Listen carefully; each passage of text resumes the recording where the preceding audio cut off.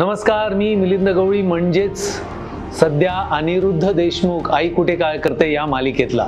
बरं, मी तुमच्याशी संवाद कशासाठी साधतोय तर 20 तारखेला वोटिंग आहे।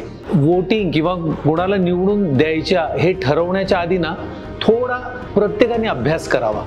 आता मी अभ्यास कसा करतो की आता गेली 10 वर्ष मला आपले प्राईम मिनिस्टर नरेंद्रजी मोदी यांनी काय काम केलं तर त्यांनी 10 वर्षात बरंच काम केलं। महाराष्ट्रामध्ये आता गेली 2 वर्ष आपले एकनाथजी शिंदे काम करतात। माझे वडील पेन्शनर असोसिएशनचे, मुंबई बृहण पेन्शनर असोसिएशनचे अध्यक्ष।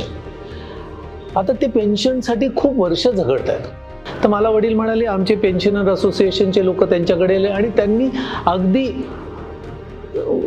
काही विलंब न घेता पटकन सही केली। मला छान वाटलं। वडील जेव्हा घरी आले आणि ते खुश होते की आपले सगळे पेन्शनर्स खुश झाले।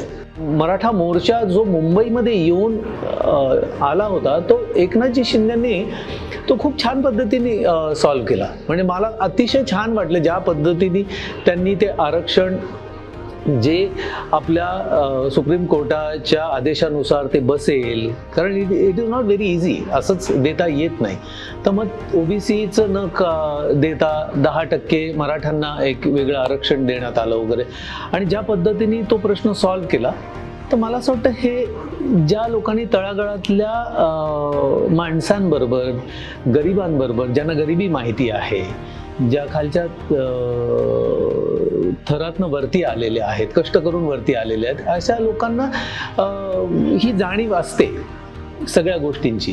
तर कोणाला निवडताना हे सुद्धा लक्षात घ्यायला पाहिजे की त्या माणसामध्ये चांगलं काय आहे। बरं, 18-18, 20-20 तास ही माणसं काम करत असतात। म्हणजे ही जर यांना 2 वर्ष काम आपण करायला दिलं आणि त्या 2 वर्षात त्यांनी इतकं काम केलं तर पुढचे आणखीन जर 5 वर्ष त्यांना काम करायला दिलं तर या देशासाठी, आपल्यासाठी, गरिबांसाठी, सगळ्या समाजासाठी काय काय करू शकतील। त्यामुळे कोणाला निवडून द्यायचं हे आपल्या हातात आहे। Vote, I will vote, you also vote. Thank you.